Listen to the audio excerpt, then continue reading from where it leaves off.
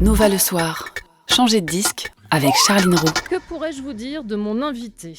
Qu'il est un comédien d'exception, et même si je le pense très fort, j'ai aussi la sensation qu'il est imperméable à la flagornerie, qu'il est un réalisateur dont j'attends avec beaucoup d'impatience la prochaine œuvre. Ça, on aura l'occasion d'en parler, tout comme d'un tas d'autres sujets que je n'ai pas eu le temps d'aborder lors de sa mémorable, en tout cas pour moi, venue en ce studio il y a quelques mois.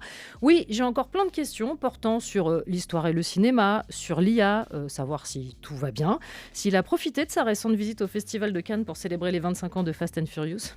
Non, je déconne. Ou encore, pourquoi a-t-il écrit dans sa bio Instagram « Demande à ton père ». Il est à l'affiche de La Bataille de Gaulle, l'âge de fer, dans les salles ce mercredi. Bonsoir et bienvenue Mathieu Kassovitz. Bonsoir. Pourquoi as-tu écrit dans ta bio Instagram « Demande à ton père ». Parce que je voulais mettre « Demande à ta mère », mais je pense que ça allait être trop mal perçu. Du coup, ça fait une très bonne réponse à toutes les questions auxquelles on n'a pas envie de répondre. Demande à ton père. Ouais, demande à ton père, ouais, c'est ça. Ouais. Bon, je fais partie de l'ancienne génération. Ouais. Et alors, je posais la question dans l'énoncé des questions que j'avais à poser. Est-ce que ça va ? C'est des questions qu'on se pose jamais. Et donc, toi ouais, pas si mal. Non, top, au top. Il fait au chaud, top, quoi, voilà. Vraiment une conversation de très vieille personne. Ne nous plaignons pas, arrêtons de nous plaindre. Il fait froid, il fait chaud, c'est bon, il fait bon, c'est bien, on survit. Allez, voilà, ce sera le mot d'ordre de cette interview. Comme chaque invité, tu es venu avec des titres qui te tiennent à cœur. Pour démarrer, j'ai choisi d'écouter... Oui. J'ai reçu une liste en tout cas. Ah bon ? De qui ? De quelqu'un qui travaille avec toi. Ah vas-y, on va voir. Comme ça, on va vérifier. S'il y a du Richard Normand, c'est pas moi. Non, il y a Otis Redding, Sitting on the Dock of the Bay. Ah oui, Otis Redding, Sitting on the Dock of the Bay. Ok, d'accord, il y a quoi d'autre ? Ça, on verra au fil de l'émission, sinon c'est pas drôle. On va pas écouter Sitting on the Dock. Je crois qu'on l'a écouté la dernière fois que je suis venu. Oui, mais moi, on me l'a redonné. Je suis au service de mes invités. Ils ont sorti la vieille liste, donc on va réécouter l'ancienne émission. Allez, c'est parti. Otis Redding, c'est le choix de Mathieu Kassovitz. Enfin, en tout cas, c'est ce que je croyais, Mathieu Kassovitz. Non, c'est mon choix. En fait, si tu me poses la question il y a la fameuse question, si tu dois aller sur une île et quelle chanson tu emmènes avec toi, et la seule chanson que tu peux écouter, c'est celle-là que j'écouterai. Parce que déjà, si tu es sur une île, c'est la très très bonne chanson pour... tu es dans ton univers et tu es dans ta zone de confort. Et après, je crois qu'elle induit une mélancolie qui va très bien avec la solitude. Donc voilà. Mais c'est une chanson que tu écoutes souvent, même encore aujourd'hui. Pour moi, c'est une des plus belles chansons qui existent. À un niveau même de... Enfin, il y a eu tellement de belles chansons, je ne veux pas dire que celle-là est la plus belle, mais elle est entre la composition, le blues qui va avec, le texte qui est si simple et si poignant, et le sifflement qui va avec, tout ce que ça raconte sur l'humanité, je trouve que c'est un des morceaux les plus forts, avec ce que fait Al Green, avec ce que font tous ces musiciens... qui ont écrit des textes absolument magnifiques. Stevie Wonder, tous ces gens-là. Voilà. Tu es sensible aux voix au même titre qu'à la musique ? Parce que là, tu as cité que des chanteurs avec des voix... Je suis extrêmement sensible aux voix. C'est pour ça que je déteste l'autotune. Ouais. Je ne peux pas écouter un mec qui est sous autotune, c'est impossible. Ouais. Pourquoi à quoi ça sert ? Je ne sais pas. Moi, j'ai travaillé avec des artistes carrément sur mon spectacle à N. Là, j'ai travaillé avec une artiste qui chante magnifiquement bien. Et on a fait la séance d'enregistrement et carrément, on avait tous des frissons. Et elle dit, et maintenant, balance l'autotune. Je lui dis, mais t'es malade. Et elle me dit, mais non, ça passera pas. Je lui dis, mais si, bien sûr que ça passera. À toi de faire l'effort. Et on a refait des prises où elle a refait l'effort, elle, de chanter parce qu'elle savait qu'il n'y avait pas l'autotune derrière. Et elle l'a sorti magnifiquement bien. Et on n'a pas besoin d'autotune. Et ça demande beaucoup plus de travail, c'est tout. Ouais. Mais il y a plus de personnalité. C'est là qu'on a la voix et qu'on a le grain de la personnalité du chanteur. On parle aujourd'hui de La Bataille de Gaulle, l'âge de fer d'Antonin Baudry qui sera dans les salles ce mercredi. Le film a été présenté à Cannes, hors compétition. C'est un festival que tu connais bien. Si j'ai bien calculé, la toute première venue là-bas, c'était en 91. C'était pour Cauchemar Blanc, c'est ça ? Exactement, je suis allé pour un court-métrage, C'est quel genre d'exercice pour toi de te rendre là-bas ? C'est pas la même chose quand tu commences et que tu viens avec un court-métrage que quand tu vas pour la 5e fois en tant que professionnel. C'est un mélange de travail, de plaisir, de n'importe quoi et de choses très très concrètes, comme on l'a vu à ce festival. Hasard du calendrier ou programmation délibérée, plusieurs films autour de cette sombre période présentés pendant le festival. Il y a Le Moulin de Laszlo Nemes, Notre Salut d'Emmanuel Mar et donc La Bataille de Gaulle. On nous répète beaucoup que l'histoire se répète, qu'elle bégaye. Est-ce que tu crois que le cinéma, il est aussi là pour les petites piqûres de rappel ? Pour moi, le cinéma n'a qu'une n'a qu'une fonction, elle est politique. Ouais. Et donc, le devoir de mémoire, soit on est dans l'actualité, soit on est dans le futur, soit on est dans la mémoire. Ouais. Donc là, dans ce cas-là, on est dans le devoir de mémoire. C'est un film qui n'existait pas en France. Ouais. Il n'y avait pas de film sur le général de Gaulle et son aventure, qui racontait sa solitude et son acharnement à aller jusqu'au bout de ses convictions. Voilà, c'est fait, et c'est fait d'une manière grandiose. Donc, ça fait partie des films qui resteront dans les annales et qui vont continuer à éduquer les gens petit à petit, année par année, génération après génération. Mais tu veux dire que même en tant que spectateur, pour toi, il n'y a pas de gratuité du geste. Le cinéma doit avoir...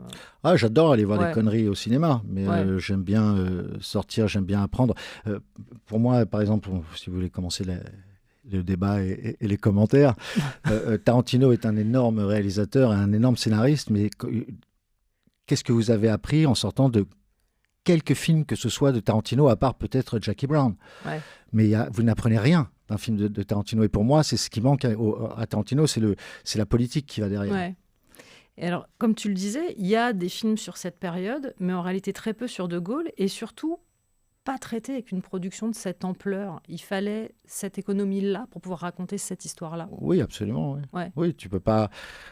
c'est pas comme si on était dans les années 70 où on était en compétition avec nous-mêmes et on devait faire œuvre d'imagination pour pouvoir... Enfin, surtout on demandait aux spectateurs de faire œuvre d'imagination, à lui suggérer des choses parce qu'on n'avait pas les moyens.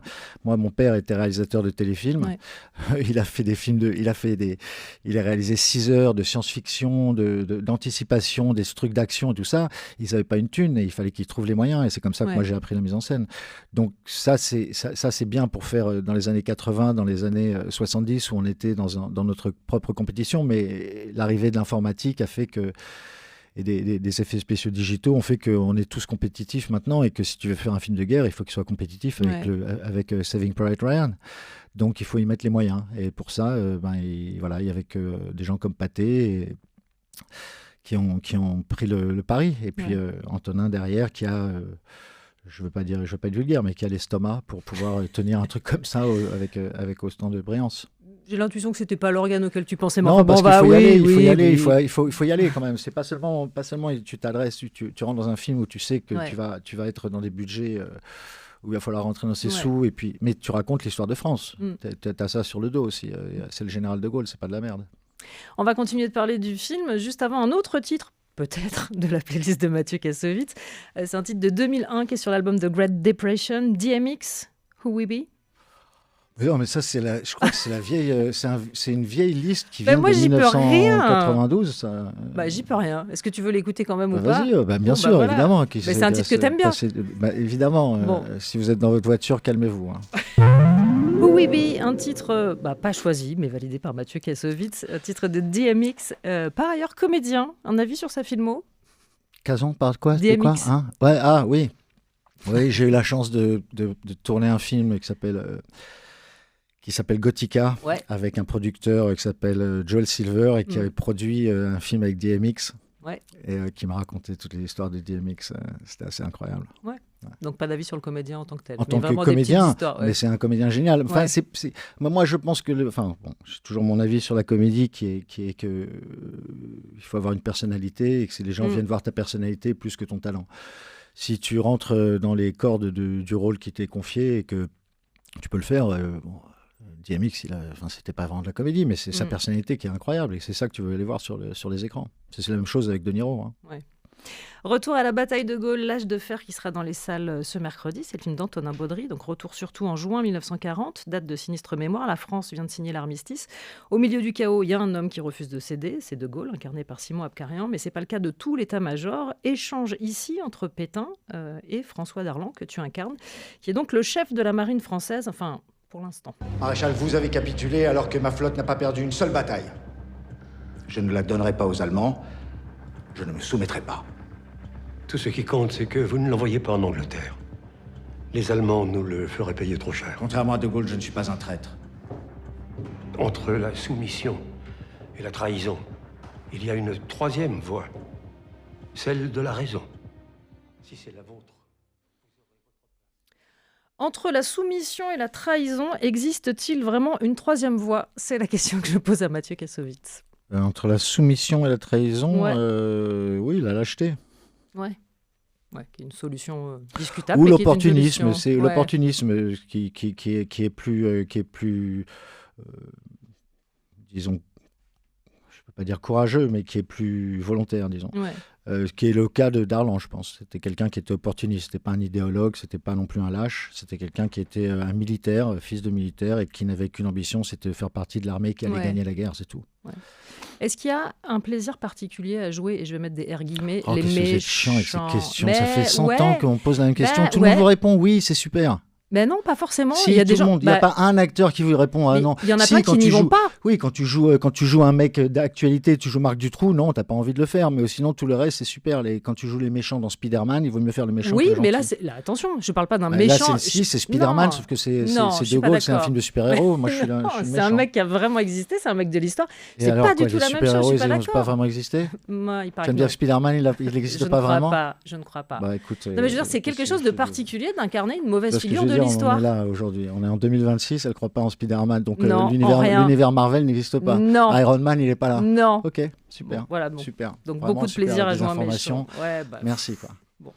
Quel a été le travail préparatoire? Parce que toi, tu as prêté ta voix à la série documentaire aucun. d'Isabelle Clarke et Daniel Aucun. Cossel. Bah oui, mais quand on a Aucun, travaillé. j'ai sur- 3 jours de tournage, j'ai un réalisateur, j'ai un texte, il me dit de faire comme ça, un peu plus comme ça, un peu plus comme ci, j'ai un costume, je vois 3 photos de Darlan sur YouTube et basta. Oui, mais ceci étant, c'est une période qui t'intéresse. Ah oui, mais alors. Genre que ce soit dans ton nouveau projet, parce que tu as prêté ta voix à cette série Oui, bah, je vais documentaire voir- Apocalypse. pour ça, je t'es vais voir très- le film. T'es très capé Ce sur qui est le bien, c'est sujet. que je vais voir le film, et le film, j'apprends plein de trucs. Ouais, ok. C'est-à-dire qu'il y avait des choses de C'est comme l'intime quand je fais de la De série Gaulle. Apocalypse, ça sert à rien de me demander qu'est-ce que je ressens quand je le fais, je le travaille. Par contre, quand je regarde le truc ensuite, je suis comme vous. Mais non, Et si. non, Bah c'est si, pas comme moi. non. je prends des informations, je fais ah tiens, je savais pas qu'il était tout seul dans son lit, tiens, je savais pas que Darlan il faisait ça. T'apprends. Ok. Mais c'est pas en faisant en tant que comédien, les comédiens ils font ce qu'on leur dit de faire et arrêter de leur cirer les chaussures. Ok. Alors, bah, t'es très mauvais comédien. Qu'est-ce que je te dis? Merci. Bah non. C'est gentil. Mais par exemple, moi, une figure comme Darlan, je suis Ouais. désolée, je dois être très cuistre, mais je ne connaissais pas Et ben très voilà, bien c'est son moi- ben moi non existence. plus. J'ai Voilà, découvert en c'était ça allant le voir sens le de ma film. question. J'ai Ok. découvert en allant voir le film et en faisant confiance au réalisateur qui me disait tiens, fais-le comme ça. Ouais. Ok. Parce qu'il sait ce qu'il fait. Ça y est, ça devient tendu. Hein. Non, mais ce que je veux dire, Si, c'est ça que devient tendu, non, je mais le vois bien. C'est que c'est ces questions-là qui reviennent, et pas seulement qui reviennent à moi sur un rôle comme ça. Encore, je comprends quand tu demandes, évidemment, tu demandes ça à Simon qui joue De Gaulle, tu lui poses cette question, c'est la première question que tu vas lui poser, et tout le monde lui pose cette question, je comprends. Mais sur des petits rôles comme ça, il y a des questions plus intéressantes à poser. Eh ben, vas-y, comme quoi. Non, personnellement, je pense vas-y. qu'il n'y a pas vraiment de questions intéressantes à poser, donc je pense que tu Sur t'en le sors métier, plutôt bien. sur le mais- métier de comédien, tu veux dire. Il y a Sur pas le métier de questions très comédien, je trouve qu'il n'y a pas intéressantes. vraiment de Ouais, questions bah voilà, intéressantes je à m'y poser. attendais. C'est ta deuxième collaboration avec Antonin Baudry après Le Chant du Loup. Est-ce qu'il t'a expliqué à minima pourquoi est-ce que toi, il t'avait projeté dans ce rôle-là, en fait? Non, Bah, bon, il le dit en même temps. parce qu'on a travaillé sur Stature, autorité naturelle on et a- une forme de rébellion. Je peux pas lui donner tort. C'est une autorité naturelle, ouais, bah, dites ça à mes enfants, déjà, parce que Ouais. mes enfants, ils n'ont pas du tout ça dans leur listing. Non, je pense que ce que j'aime bien avec... j'adore les metteurs en scène. Ouais. Je ne suis pas un fan des acteurs, mais j'adore les acteurs J'ai dans pas le sens compris. où... Non, mais j'adore ce qu'ils donnent à l'écran, j'adore Ouais. ces trucs. J'aime pas trop la relation avec les acteurs sur le tournage, mais j'adore être surpris et m'en prendre plein la gueule, ça c'est évident. Par contre, je suis admirateur des réalisateurs, parce que je vois le travail quand ils rentrent dans un cinéma, quand moi je rentre dans leur cinéma, je suis assez admiratif. Et quand il a commencé son premier film, qui est un film qui se passe dans un sous-marin, Ouais. il n'y a rien de plus difficile qu'un sous-marin, c'est l'eau, les espaces réduits, Ouais. plein de personnes, très technique. Pour un premier film, c'était quasiment se faire torpiller, si je peux faire ce jeu de mots. Et il s'en est magnifiquement bien sorti. Et il m'a pris, je crois, parce que j'étais un réalisateur et que je n'allais pas lui casser les couilles en tant que comédien, Ouais. justement. Et que j'étais vraiment un soutien avec lui à Ouais. côté, en lui dire putain, tu t'en sors bien. Enfin, à analyser un petit peu ce qu'il faisait. J'avais un peu de temps de tournage. On a vraiment bien profité. Et donc, je pense qu'il avait envie de continuer l'aventure, c'est tout. Ouais. Mais il dit un truc de toi qui me semble assez juste. Il dit il joue toujours la situation avec justesse. Il ne s'encombre pas de traits psychologisants. Non. C'est comme ça que tu abordes les rôles aussi? C'est très simple. C'est très, très simple. Si le rôle, il est énervé, je suis énervé contre toute l'équipe. Je suis énervé contre le réalisateur, je suis énervé contre les autres acteurs, j'ai envie de rentrer à la maison, ils prennent du temps, ça m'énerve, et je suis dans cet état-là tout le temps. Quand je dois faire un truc qui rigole, je fais le con, je fume des joints et je fais des croche-pattes à tout le monde. Voilà, c'est mon travail, ça, il s'arrête là. Ce serait donc ça, le secret. Ouais. Peut-on littéralement ou non résoudre ces problèmes en les fouettant? C'est en tout cas ce que préconisait le groupe Devo en 1980 sur l'album Freedom of Choice. Ok. C'est bien un titre qui te plaît? Whip It. Oui, je sais. Whip It, oui, bien sûr. Ok, vas-y. Pourquoi? Faut l'expliquer, faut justifier un peu, faut parce travailler. Que Divo, je pose des mauvaises questions, mais il y a un moment, faut... Parce que Divo... Non, tu poses de très bonnes questions, sauf les trucs sur les acteurs. Enfin bon, bref. La chose pour laquelle je suis là. Mais bon, c'est pas grave. Merci d'en convenir. Non, Divo, c'est parce que j'étais attiré... j'étais aspiré par la musique punk à partir de 10, 11 ans, 12 ans, qui était la période 77, 80, 81. Et Divo est arrivé à ce moment-là, était une espèce d'évolution de cette musique punk vers quelque chose de... je découvrais, en même temps, je découvrais les surréalistes, je découvrais un peu l'art contemporain et je trouve que cette musique, ce qu'ils disaient, leur façon de communiquer, de se logoifier était super intéressante. Are we not men, we are Divo, je trouvais ça incroyable. Snoop Dogg, Justin Timberlake, Charlie Wilson, c'est pas ma liste à moi, ça. Non, c'est ma liste, n'est pas celle de Mathieu Kassovitz. C'est une liste de meufs, ça, c'est un truc de meufs, ça. Pourquoi? Justin Timberlake, excuse-moi. Snoop Dogg surtout à l'origine. Non, Justin Timberlake, si tu veux du Snoop Dogg, il fait des trucs super tout seul. Ouais, il fait des trucs comme par exemple le titre sur lequel on te voit dans Astérix et Obélix, parce que je te rappelle que tu as quand même un générique dans Astérix et Obélix Mission Cléopâtre, c'est sur du Snoop que tu dégages les gens. Oui, mais c'est du Snoop de Shabba, moi je te parle de Snoop de Dre. Voilà, j'en étais sûre. J'ai hésité avec Gin and Juice et j'y suis pas allée, j'aurais dû. On va marquer une courte pause, on se retrouve juste après la pub. Tous les soirs, Nova le soir, de 20h à 22h. Et toujours en compagnie de Mathieu Kassovitz, est-ce que tu as conscience d'être à la fois redouté et en même temps très très bon client en interview? Exactement. Tu le sais? Oui, bien sûr, parce que ça risque de déraper à tout moment, donc tout le monde est là à faire j'espère qu'il va dire des conneries. Non, je crois pas. Et en même temps, non, parce qu'en fait, j'ai une attitude avec les médias qui m'a été éduquée de force après La Haine, après Assassin, où j'ai compris un peu le jeu des médias. J'étais très naïf sur la façon dont les médias communiquaient, et puis bon, j'ai appris, et c'est pas que j'ai appris à m'en servir, parce que je m'en sers très mal. J'en suis plus victime que bénéficiaire, mais bon, je pense comme je pense et je parle comme je parle. Je dis pas des choses si graves que ça. De toute façon, je pense que les gens flippe pour n'importe quoi, et moi j'aime bien, j'ai un côté punk aussi où je te dis j'aime bien le bordel, donc tu vois, ça me dérange pas. Mais t'aimes ça, les interviews? J'ai pas dit est-ce que tu passes un moment, j'aime les bonnes interviews, j'adore les bonnes interviews, j'adore pouvoir m'exprimer, raconter des choses qui sont pas forcément des choses en rapport avec le cinéma ou en rapport avec la chose pour laquelle je suis venu vendre.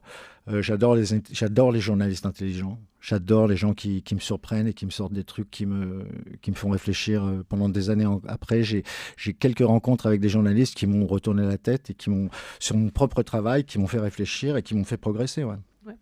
Tu as drastiquement réduit ta pratique des réseaux sociaux. Quel rapport est-ce que tu entretiens avec eux aujourd'hui? Je suis en train de perdre moitié de ma vision parce que je scrolle comme un imbécile. Bah oui, en plus c'est du doom scroll, parce que à partir du moment où tu commences à rentrer dans un truc et que tu commences à suivre Gaza, tu reçois que ça. Après, ça passe d'un intérêt à l'autre comme ça. C'est assez dur. Je suis en train de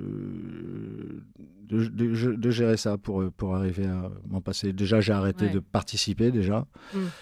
Et je voudrais en participer de moins en moins. Le problème, c'est que tu es obligé d'avoir une présence sur les réseaux quand tu es quelqu'un de public. Tout simplement parce que, on fait des promos et puis on peut en bénéficier, quoi. Ça peut être aussi un truc, tu vois. Moi, ce que je dis à mes enfants, je dis faites gaffe à vos réseaux sociaux aujourd'hui, parce que même si ça va changer de plateforme, vous allez on va vous suivre tout le temps. Si vous commencez maintenant ça fait partie des raisons pour lesquelles vous arriverez à trouver du travail, c'est que vous allez avoir des followers. Donc, c'est pas le but n'est pas d'aller à la course aux followers, le but est d'être qui tu es, mais tu es obligé quasiment, quand tu as 15 ans, 20 ans, d'avoir une présence sur les réseaux pour pouvoir exister. Et puis c'est des opportunités incroyables quand même. C'est quand même, moi je trouve ça incroyable les réseaux sociaux dans le bien que ça peut faire aussi.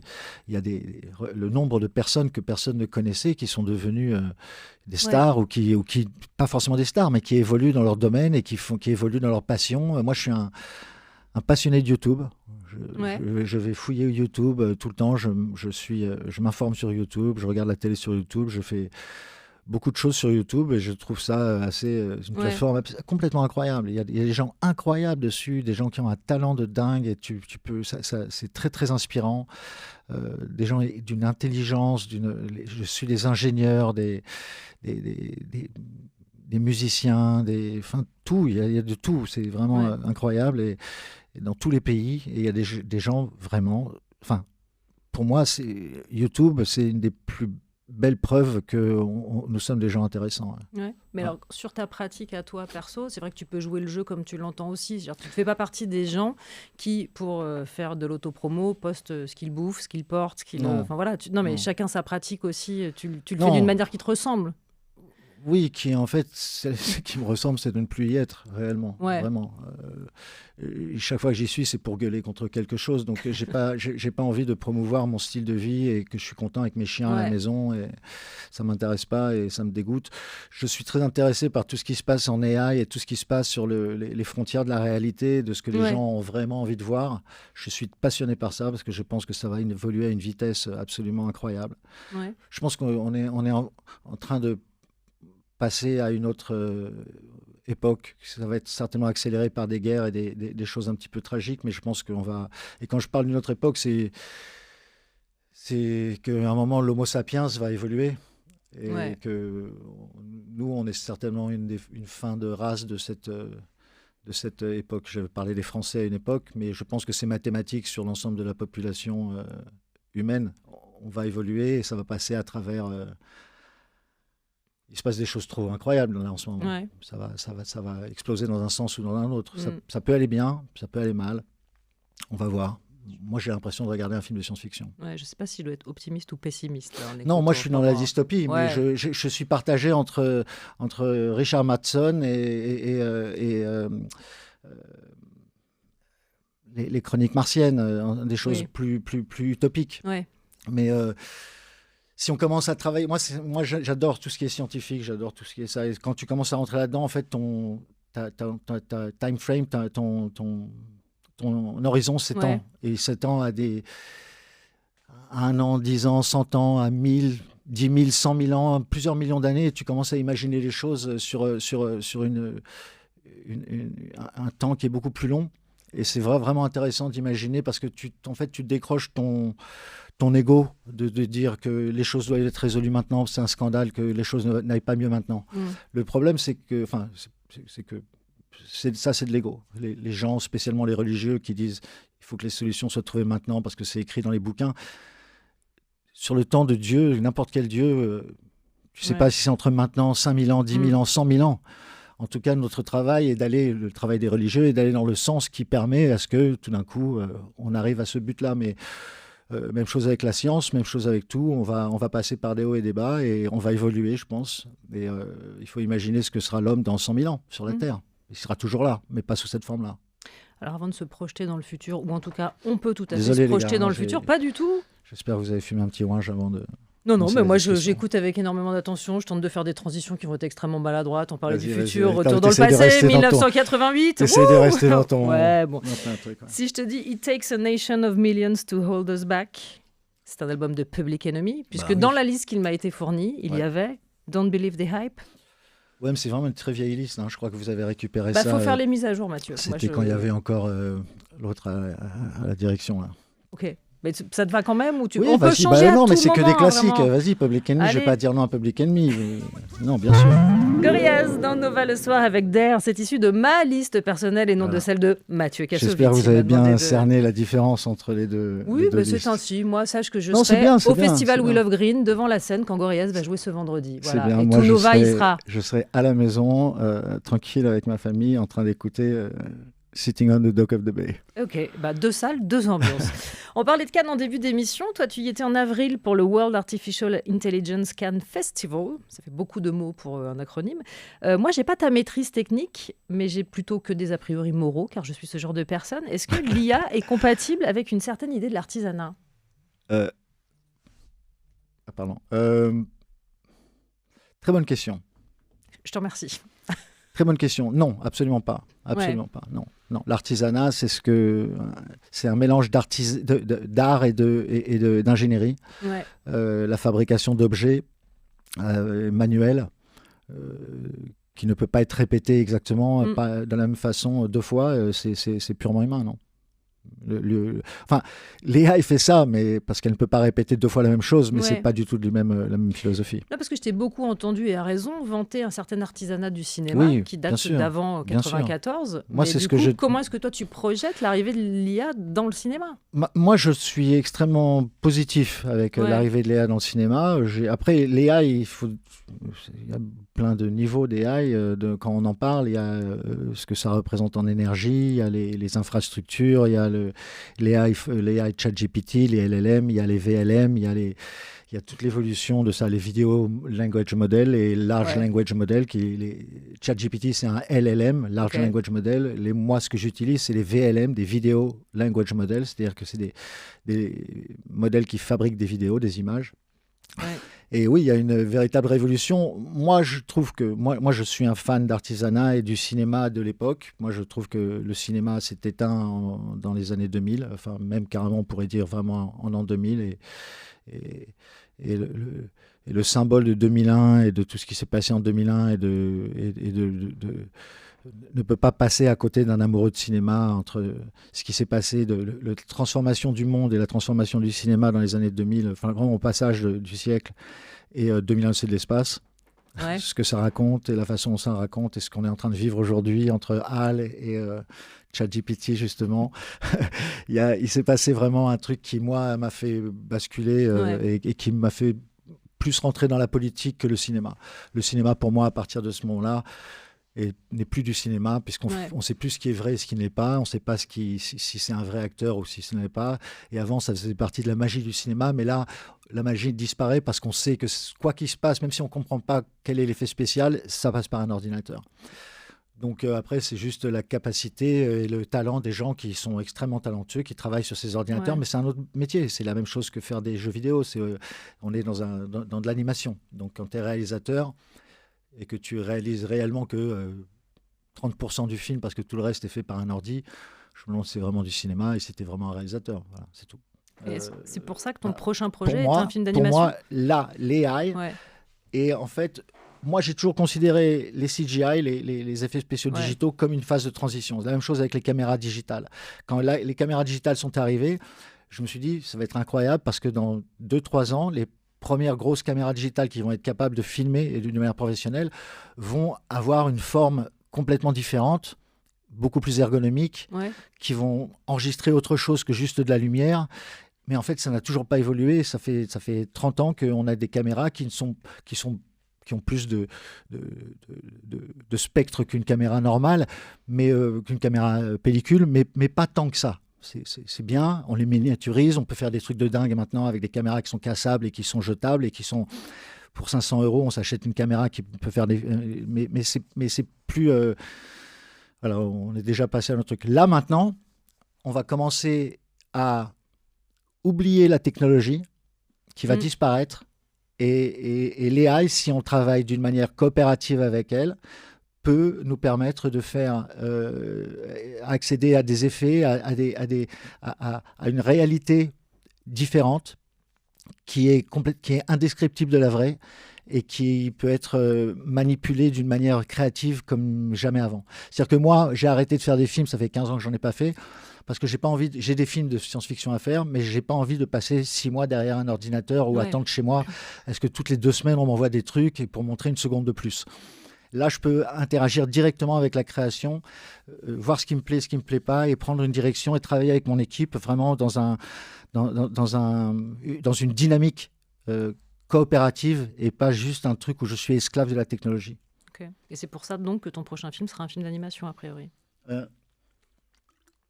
Ça fait 20 ans que je développe un film The Big War. The Big War, Ouais. qui est l'adaptation d'une BD qui s'appelle La Bête est morte, qui est sortie en 1945 et qui est l'histoire de la Deuxième Guerre mondiale, Ouais. mais du côté animal.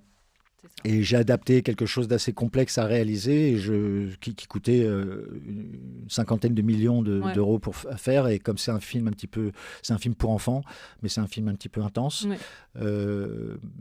C'était difficile d'arriver à réunir cet argent-là. Et donc, quand les nouveaux outils sont arrivés, on s'est dit qu'on allait pouvoir utiliser ça pour être déjà dans nos budgets et puis surtout être beaucoup plus créatif. C'est-à-dire que je vais pouvoir faire pour beaucoup moins d'argent des choses qui sont beaucoup plus belles et qui m'auraient pris 2 ans de plus dans des conditions de travail absolument pas réactives. Si vous comprenez ce que je veux dire. Oui, oui. Ok, merci. Ça me semble relativement limpide. Ok, super. Voilà. Non, mais c'est le but, que ce soit limpide. On poursuit en musique. Oh, je crains le pire, Vas-y. vraiment. Les Sex Pistols, Holidays in the Sun, Ouais. ça Ouais, ça bah, marche. super. Non, Ouais. mais tu me sors que des classiques. Je peux pas te dire non à des classiques. J'avais prévu toute une liste de trucs que vous avez jamais entendus, mais bon, je suis sûr que vous pouvez pas vous les payer, donc pas grave. Oh, la prétention, c'est fou. Sébastien Tellier, Kilomètre, A-Track En fait, ce Remix. que vous pouvez voir dans ces listes de musique, c'est la différence entre la liste d'une femme et la liste d'un homme. Mais enfin, Non, mais vraiment, je c'est suis désolé. hyper hein. sexiste, Mathieu. Super sexiste, mais c'est toi qui l'as fait, vraiment. C'est toi qui as Bah, créé le truc. quoi Non, c'est quoi ça? C'est Sébastien Tellier. Ouais, ouais. c'est ça. Bon, bah, t'écoutes de la musique pour faire la fête, quoi. Bon, non, pas que, c'est pas vrai. Gorillaz, machin, mais moi, Bah, j'écoute de la j'ai musique essayé de pour faire la un guerre. truc un peu. Ouais, ok, je vois Tu vois l'ambiance. ce que je veux dire? Bah, ça, c'est Public sorti, Enemy, DMX. Non, mais c'est marrant parce que comme c'est pas moi qui ai fait la liste, j'entends que ça doit être une vieille liste qui revient Ouais. le truc.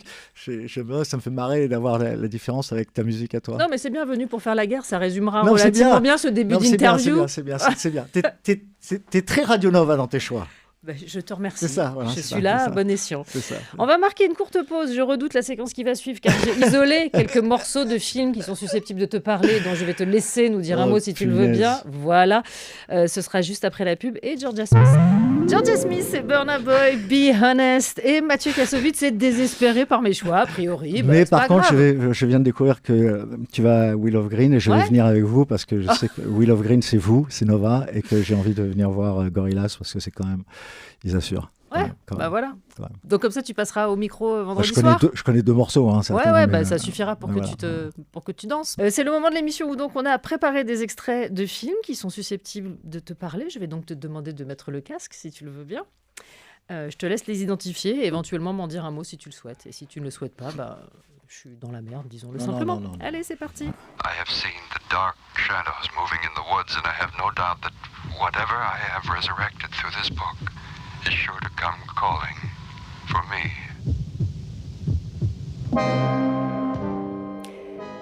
Evil Dead, Evil Dead, ah ouais, ouais, c'est ça. Ouais. Sam Raimi, 1981. Bien sûr. Ouais. Film qui t'a marqué pour des qualités cinématographiques ou qui t'a simplement traumatisé? Oh non, il faut comprendre. 81, on était tous dans le cinéma d'horreur, le cinéma gore. Ouais. On faisait des films, nous, entre nous, avec nos potes, on utilisait de l'hémoglobine des chiens, on faisait ce qu'on appelle des bladders. Notre héros, c'était Tom Savini, qui était le maquilleur de tous ces films-là. Ouais. Et là est arrivé Sam Raimi, qui avait 18, 19 ans, 20 ans.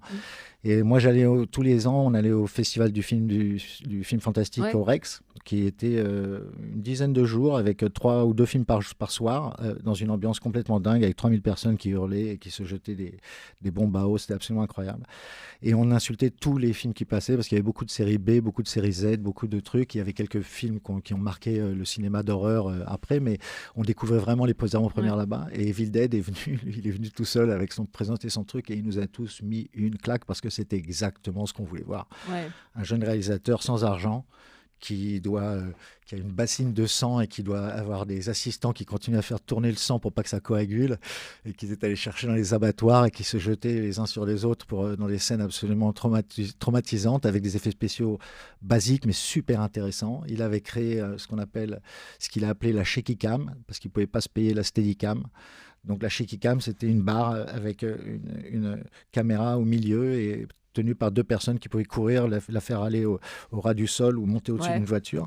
Et un des premiers plans du film, ou un des derniers plans du film est comme ça. Et je crois que même ils l'ont fait en moto et que le mec s'est cassé la gueule et s'est pété un bras, un truc comme ça. Et pour nous, c'était mourir, être prêt à mourir en moto parce que tu veux faire un plan truc ou passer un mois avec des potes dans un truc, t'as pas une thune, tu manges ce qu'il y a et puis tu crées un cinéma qui n'existait pas, c'était avec des caméras qui marchaient à ressort. Il avait des trucs, il a inventé des trucs, il s'accrochait au plafond. Enfin, c'était génial, quoi. C'était vraiment génial. Et il est arrivé sur scène, il a fait une galipette et on a tous crié comme des dingues. C'était le seul, je crois qu'il y a eu très peu de gens qui ont eu l'honneur d'avoir nos applaudissements.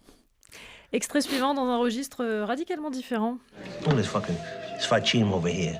We're in a camp in a nice restaurant like this. That's one of the things I hated most when I had my restaurant. Its values today. Standards are crumbling.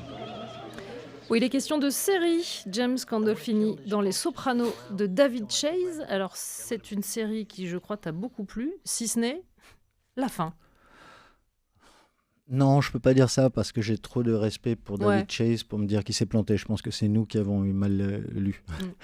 Le dernier épisode est absolument incroyable, mais comme tout dernier épisode de toute série aussi magnifique où tu vis avec les gens, laisser en suspens, c'est terrible. C'est terrible pour le spectateur et c'est ce qu'il a fait avec nous et c'est horrible parce qu'on a envie de voir une vraie fin.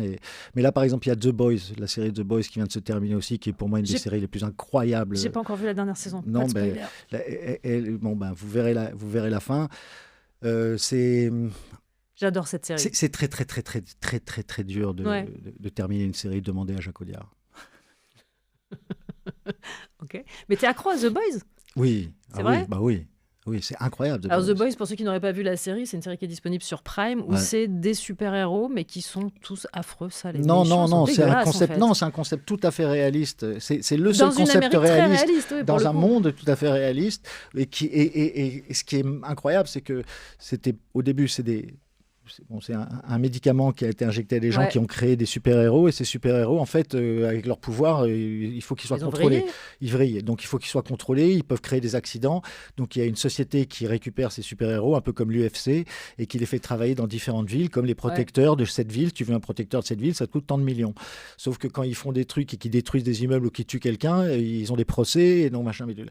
Et ça a commencé comme ça. Et à partir de la saison 3... avec l'arrivée de Trump en 2016, ils ont commencé à faire un comparatif avec les super-héros. Ils commencent à péter un câble et tout le côté super-amérique et MAGA et machin. Et ils sont tombés tellement pointus sur l'actualité. Là, sur la dernière saison, ils sont arrivés... il y a un épisode où notre héros se fait construire une statue en or la même semaine. Donald Trump se faisait construire le protecteur, tu veux dire que c'est lui qui est vraiment le je ne veux pas te dire si tu n'as pas tout vu. Non, mais il y a un personnage qui est donc The Protector, qui est The Big Bad Guy, en fait, qui est vraiment un type abject. Il y en a plusieurs des bad guys. Mais lui, il est vraiment de compète internationale. Je crois que lui, on lui demande souvent s'il kiffe de jouer un méchant ou pas. Mais ce qui est incroyable, c'est que tu le vois dans la rue, tu ne le reconnais pas. C'est ça qui est incroyable. C'est pour ça que c'est un bon acteur. J'ai complètement perdu le fil de mes extraits, donc ce que je vais faire, c'est une pause peut-être avec le titre de... Oui, on y retourne après, vraiment. Titre de Eazy-E en 1987 sur NWA and the Posse, qui a eu une deuxième vie en 91 avec le film de John Singleton. Lequel ? Boys in the Hood. Le morceau Boys in the Hood ? Ouais, ça te va ? Ouais, ça va. Bah non, mais je redis, on peut changer. Non, c'est bon. Allez. Oui, j'ai a priori encore choisi un titre de fille. Je suis toujours en compagnie de Mathieu Kassovitz et on écoutait CeeLo Green avec Fuck You. C'est l'analyse sur ma playlist, a priori. On écoutait quelques extraits de films. Non, c'est l'analyse sur ma playlist, en fait. Pardon ? C'est plus l'analyse sur ma playlist. Oui, mais tu l'as dit, c'est pour aller faire la guerre. Non, mais c'est vraiment à l'image de cette émission. Putain, c'est vrai que c'est hardcore. Mais là, j'avais des trucs un petit peu plus doux. Mais mais je vais te laisser le choix du tout dernier titre. Donc, réfléchis bien. Okay. On était en train d'écouter d'extraits de films, de séries. Oh là là, cette phrase ne veut rien dire. Vraiment, rien ne va. Des extraits de films, de séries qui sont susceptibles de te parler. Je propose qu'on continue avec l'extrait suivant. Where's the rest? Yeah, where's the rest? Well, I bought a few rounds of drinks over here while I was waiting, you know what I mean? Mean Street. Mean Street de Scorsese en 73. Ouais.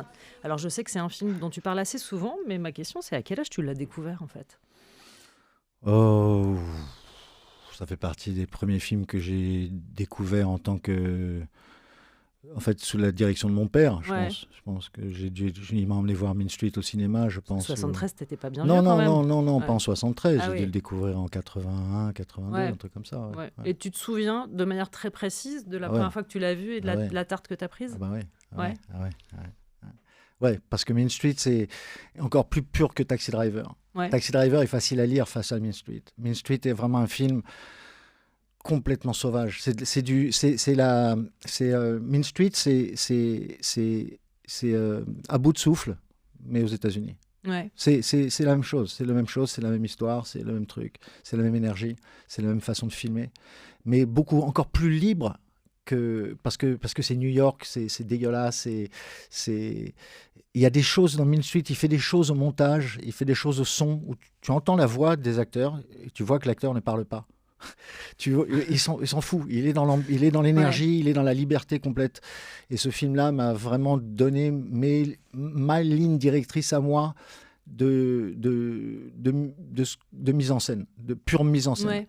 Pourtant, je suis un fan de Spielberg, je suis un fan de tous ces metteurs en scène, et je suis un fan de Scorsese. Mais ce film-là, plus que les autres, m'ont dit, OK, c'est ça le cinéma. Ouais. Y compris pour les comédiens.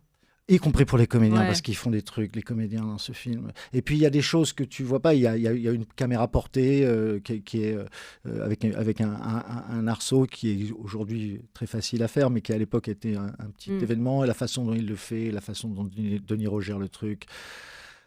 C'est absolument, tout est incroyable. Le scénario, Schrader... Non, je sais pas si c'est Schrader qui a écrit ce scénario-là. Mais en fait, c'est vraiment un pur chef-d'œuvre de cinéma guérilla, le pur amour du cinéma de quelqu'un qui, encore une fois, n'a pas une thune, n'a que ses quelques potes. Par contre, il sait exactement ce qu'il veut dire, quoi. Et même chose que comme Sam Raimi, qui faisait son film d'horreur, il savait exactement ce qu'il voulait dire, il avait un très bon scénario, même chose avec Mean Street. Mardick Martin, le scénariste de Mean Street. Extrait suivant.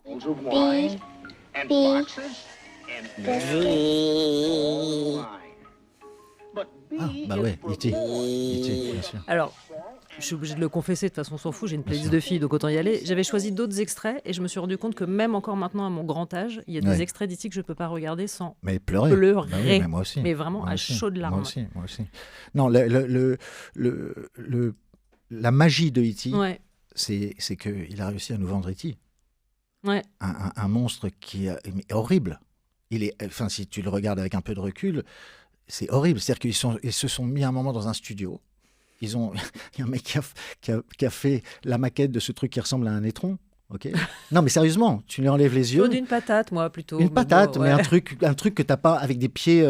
D'ailleurs, elle le dit, I don't like his feet. Et tu dis, mais qu'est-ce qu'ils sont allés vendre ? Et on va mettre le film sur un monstre comme ça, mais pourquoi tu lui mets pas de la petite fourrure ? Et Spielberg a dit, c'est un film sur le racisme. C'est pas le but, justement, c'est que les enfants ne sont pas sujets au racisme et qu'ils acceptent cet animal comme un ami. Par contre, les humains veulent le tuer. Voilà. Et donc ça, c'est le sujet du film. Et quand il a compris ça, il s'est lancé complètement dans faire ce qu'il n'a pas pu faire avec Jaws, où il n'a pas eu son requin. Et là, il s'est dit, j'ai le requin, il ressemble à une marionnette, mais c'est ça qui va faire le film parce que on va le regarder avec les yeux des enfants. Et d'ailleurs, tout le film est filmé au niveau des hanches, au niveau des yeux des enfants. Il n'y a pas un plan qui est filmé en haut. Quand vous voyez des adultes, ils sont filmés tout le temps d'en bas. Steven Spielberg, qui le 10 juin revient au cinéma avec Disclosure Day. Est-ce que tu feras partie des premiers spectateurs ? J'ai la projection le 2. Tu vas aussi ? Je l'ai déjà vu. Ah, tu l'as vu ? J'ai pas le droit de le dire. Bah ouais, j'imagine. Mais j'ai pas envie de savoir en plus. Non, mais je ne dirai rien. Est-ce qu'on a le temps pour un dernier extrait, Paul ? Allez, c'est parti. Le mec qui me pique ma femme et il faut que je sois sympa. Oui, sois sympa. Il a chopé une bactérie épouvantable quand il faisait un safari au Kenya. Mais tu veux que je me suicide ? C'est pas possible. Et c'est quoi la suite du programme ? Tu vas m'annoncer que t'es enceinte ? Ouais. Pardon. Je pense qu'il y a un pépin dans votre histoire. J'ai du mal à accepter qu'un spectacle qui c'est censé me remonter le moral, ça me fait l'effet inverse. Hein, Non, mais je pense que Yannick, vous n'êtes pas du tout en train de vous rendre compte. de Quentin Dupieux. Je connais pas. C'est vrai, tu l'as pas vu. En fait, la question porte vraiment sur la manière dont Dupieux fait du cinéma. Ouais. Est-ce que c'est une manière qui te parle à toi? Non, qu'il ne me parle absolument pas à moi, mais Ouais. j'adore qu'il fasse ses films et je trouve qu'à chaque fois que je vois le sujet, je dis putain, il est gonflé, mais c'est super. Moi, je suis pas client, mais je trouve super que ça existe, bien sûr. Okay.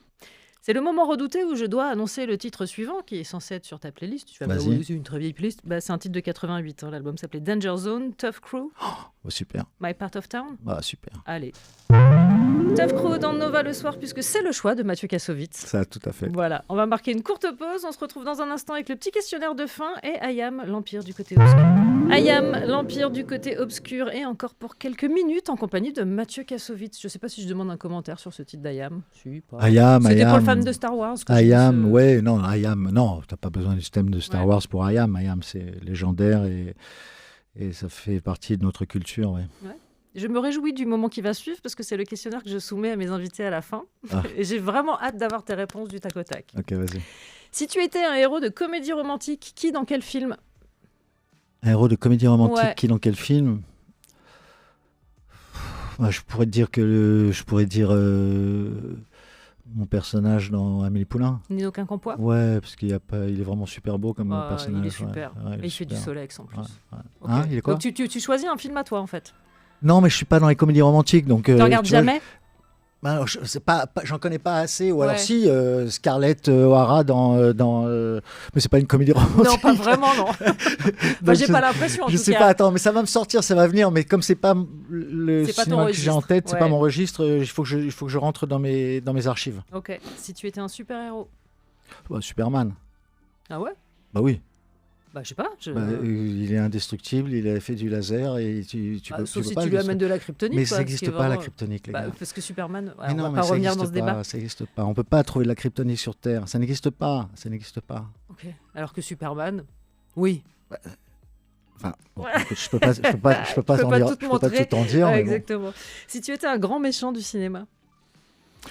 Un grand méchant du cinéma, en tant qu'acteur, à jouer en tant qu'acteur. Un rôle de méchant au cinéma, ouais. Un rôle de méchant au cinéma. Et comme ça, après, je pourrais te demander s'il y a un plaisir particulier à jouer les méchants. J'allais dire Netanyahou, mais il n'est pas très intéressant à jouer. Surtout, il est pas au cinéma. Ah, quoi? C'est malheureusement pas du cinéma. Oui, malheureusement. Ah, tu as un méchant de cinéma. Tu me demandes quel rôle. Oui, s'il y a un rôle de. Reprendre le rôle d'un quelqu'un qui a joué un méchant. Un truc qui te ferait. Le silence des agneaux. Hannibal Lecter. Ah oui. Ouais. Bah oui. S'il vous plaît, mettez-moi le masque et puis faire le. Ah, arrête, horrible. Ah oui. Un flic mythique du cinéma. Un flic mythique, Eddie Murphy. Ok. Eddie Murphy ou John McClane. Ok, très bien. Un héros de film d'action. Ça marche aussi avec John McClane. John McClane, ouais. Ouais, c'est ça, Bruce Willis. Ouais, c'est le meilleur. Ok. Il y en a deux autres. Okay. Il y a Schwarzenegger dans Commando, dans Predator. Ouais. Okay. Et qu'on aime ou qu'on n'aime pas, il y a Chuck Norris dans Invasion USA, ou dans tous ses films, mais principalement Invasion USA. Ou sinon, après, tu as les Asiatiques. Ouais. Tu as les Jackie Chan, tu as les Jet Li, tu as tous ces mecs-là qui sont encore à un autre niveau. Et là, tu as la nouvelle génération de cinéma coréen, vietnamien, où là, il y a un truc qui s'appelle, je ne sais plus comment ça s'appelle, il y a un film de bagarre qui va sortir de façon raide, et ça, eux, ils sont fous. Donc, un petit peu tout le monde. Mais dans l'icône de l'homme d'action, Schwarzenegger. Ok. Et ma question préférée, tout est possible. Qui pour jouer ton rôle dans ton biopic? Mon rôle dans un biopic? Ouais. Pourquoi vous voulez faire un biopic sur moi? Ce n'est pas la question, ce n'est pas la règle, si, Mathieu un peu, Kassovitz. Parce que demain, il y a Mathieu Kassovitz, The Movie, starring... Jean-Claude, mon pote. Starring Jean-Claude, son pote. Ouais. Ok. T'arrives pas à projeter un comédien? Non, je prendrais quelqu'un qui me connaît bien et qui ferait... Non, je vois pas l'intérêt surtout. Donc, tu vois ce que je veux dire? Si j'avais grimpé les montagnes et que j'avais sauvé des vies et tout ça, je pourrais te dire oui, je veux Brad Pitt, mais là, je vois vraiment pas pourquoi on ferait un truc sur moi dans ma maison en train de réparer mes voitures. Ok, bon. C'est pas grave, j'irai voir le film quand même. Oh, c'est gentil. Il ne me reste qu'à te remercier. Rappeler que La Bataille de Gaulle, l'âge de fer, ce sera dans les salles ce mercredi. C'est un film d'Antonin Baudry. Et je te laisse donc la main sur le dernier titre de l'émission. Ah, donc je dois annoncer un dernier titre. Ce que tu veux. Ok, alors soit c'est A New Mankind, avec Goons, qui peut être bien. Ouais. Soit c'est un morceau de Prof. Je voulais choisir. Ok, allez, ça roule. Merci beaucoup Mathieu Kassovitz. Merci les gars, à très bientôt. Nova le soir. Changez de disque avec Charline Roux.